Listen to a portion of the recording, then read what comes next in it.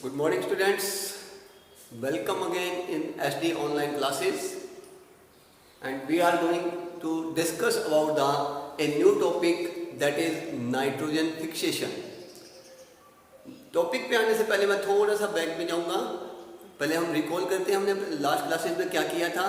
हमने पढ़ा है हमारा second lesson micro organism friends and foe. वो हमारे मित्र कैसे हैं और वो हमारे शत्रु कैसे हैं, तो इसके बारे में हम पढ़ चुके हैं। That is harmful micro organism and harmful micro organism and useful organisms. Our next topic, that is nitrogen fixation. Nitrogen fixation क्या होता है नाइट्रोजन फिक्सेशन? नाइट्रोजन फिक्सेशन को जानने से पहले हम बात करेंगे, हम जैसा कि हम जानते हैं, हमने पिछली क्लासों में पढ़ाया है कि हमारे चारों तरफ जो एटमॉस्फेयर है, एयर है, इसके अंदर सबसे ज़्यादा मात्रा में कौन सी गैस मौजूद है? सभी जानते होंगे, दैट इज नाइट्रोजन। कोई बताएगा कितनी होती है नाइट्रोजन हमारे चारों तरफ? दैट इज 78% नाइट्रोजन होती है। हमारी जो बाहर जो वायुमंडल है, इसके अंदर सबसे ज़्यादा मात्रा में क्या मौजूद है? नाइट्रोजन है। क्या वो हमारे काम आती है? आती है तो कैसे आती है? अगर नहीं आती तो उसका यूज़ क्या है? नहीं, ये सभी बातें अभी आज हम इसमें डिस्कस करने वाले हैं। Nitrogen fixation. नाइट्रोजन फिक्सेशन ये बहुत ही ज़रूरी एक, आप कह सकते हैं इसको घटनाक्रम है, जो कि हमारे नेचर के अंदर अपने आप होता रहता है। अब क्या है ये, कैसे होता है, ये नाइट्रोजन फिक्सेशन क्या है, इसके बारे में हम अभी आज चर्चा करेंगे। इसमें क्या होगा, नाइट्रोजन फिक्सेशन किस प्रकार से होगी? That is due to nitrogen cycle. किसके थ्रू होगी? नाइट्रोजन साइकिल के थ्रू होगी। अब बात यह आती है कि नाइट्रोजन साइकिल क्या होती है।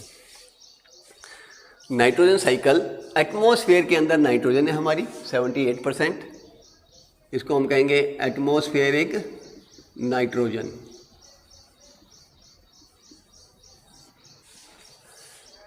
ये हमारे डायरेक्ट काम में नहीं आती।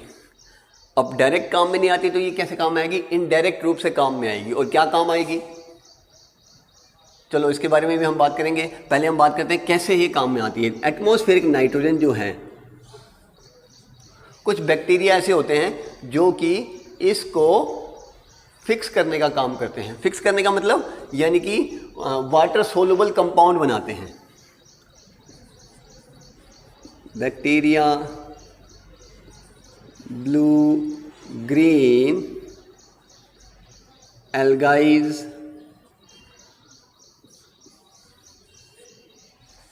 और दूसरा एक लाइटनिंग।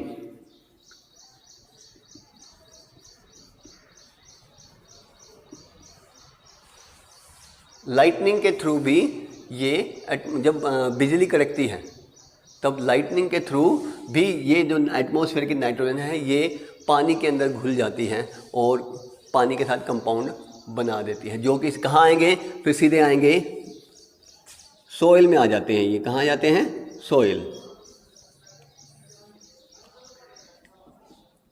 नाइट्रोजन कंपाउंड सोइल में मिक्स हो जाते हैं। अब ये नाइट्रोजन कंपाउंड क्या काम आते हैं? अब ये जो नाइट्रोजन कंपाउंड हैं, ये हमारे प्लांट की जो ग्रोथ होती है उसके लिए बहुत ज़रूरी है। किसके लिए? जो प्लांट जो है उसकी ग्रोथ के लिए, प्लांट ग्रोथ। और ये लाइटनिंग से सीधा कहाँ चला गया? ये सोइल के अंदर पानी में मिक्स हो गए। अब सोइल के अंदर क्या पहुँच गए? नाइट्रोजन के कंपाउंड्स पहुँच गए। अब वो जो नाइट्रोजन के कंपाउंड हैं वो प्लांट जो है एब्जॉर्ब कर लेता है अपनी ग्रोथ के लिए।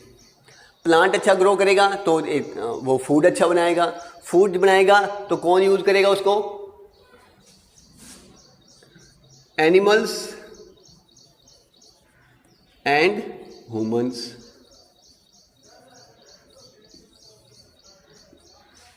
एनिमल्स और ह्यूमंस उसको यूज़ करेंगे।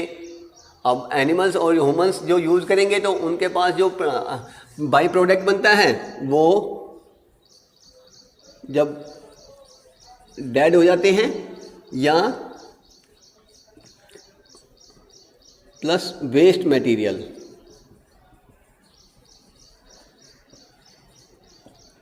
वेस्ट मटेरियल और जब वो डेड हो जाते हैं या वेस्ट मटेरियल, ये दोनों मिलके कहाँ जाते हैं, फिर से सोइल के अंदर नाइट्रोजन कंटेंट को फिर से बढ़ाते हैं। अब आप कहेंगे कि तो पूरी नहीं हुई। अब क्या है कि ये जो नाइट्रोजन कंपाउंड है इनको भी कुछ माइक्रोब्स ऐसे होते हैं जो कि उसको रिलीज कर देते हैं। किसमें? एटमॉस्फेरिक नाइट्रोजन में। बैक्टीरिया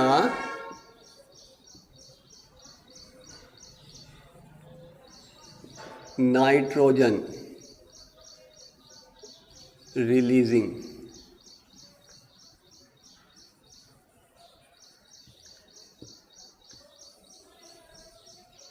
ये नाइट्रोजन रिलीज करते हैं कहाँ से? सोइल में से एक एटमॉस्फेरिक नाइट्रोजन में पहुंचा देते हैं और यही एटमॉस्फेरिक नाइट्रोजन जो है ये फिर से एटमॉस्फेयर में पहुंच गई और फिर से एटमॉस्फेयर से लाइटनिंग और बैक्टीरिया इनके थ्रू फिर से सोइल में पहुंचती हैं, प्लांट और इनके लिए यूज़ में आती हैं और एक ये साइकिल भी बन जाती है और एक इस प्रकार से साइकिल भी क्रिएट हो जाती है।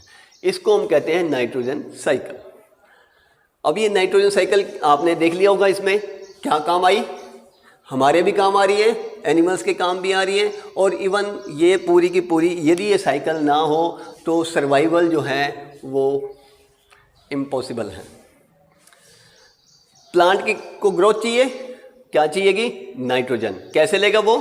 थ्रू लाइटनिंग या बाय द बैक्टीरिया सॉइल में जाएगी, सॉइल से वो एब्जॉर्ब करेंगे। और हमें चाहिए तो हम कहाँ से लेंगे? प्लांट से लेंगे, डायरेक्ट हम यूज़ नहीं कर सकते। तो इसलिए हमें एनिमल्स और ह्यूमन से, प्लांट से लेंगे और यदि वो डेड हो जाते हैं तो उनकी जो बॉडी जो है वो मिट्टी में मिल जाती है और मिट्टी में डिकम्पोज हो जाती है, जहाँ से कुछ तो नाइट्रोजन कंटेंट्स में कन्वर्ट हो जाती हैं और कुछ बैक्टीरिया जो है उसको रिलीज़ कर देते हैं, सीधा एटमॉस्फेयर में उसको भेज देते हैं। तो इस प्रकार से जो उनका ह्यूमन्स का जो वेस्ट है, एक्सक्रीटा वगैरह, वो ह्यूमन वेस्ट भी कहाँ जाता है? सॉइल में जाता है, जो नाइट्रोजन कंटेंट्स को बढ़ाता है। कुछ प्लांट्स यूज़ करते हैं, कुछ जो है वो रिलीज़ हो जाती है एटमॉस्फेयर के उसमें। तो इस प्रकार से नाइट्रोजन साइकिल चलती है। इसी साइकिल की वजह से ह्यूमन्स या एनिमल्स या प्लांट जो है वो सर्वाइव कर पाते हैं। हमारी एक रिक्वायरमेंट क्या है? हमारी जो बॉडी है किससे बनती है? सेल से बनती है। सेल का जो मेन कंटेंट है वो प्रोटीन है और फैट है। तो प्रोटीन किससे बनता है? ये नाइट्रोजन कंटेंट उसी प्रोटीन को बनाने में मदद करते हैं।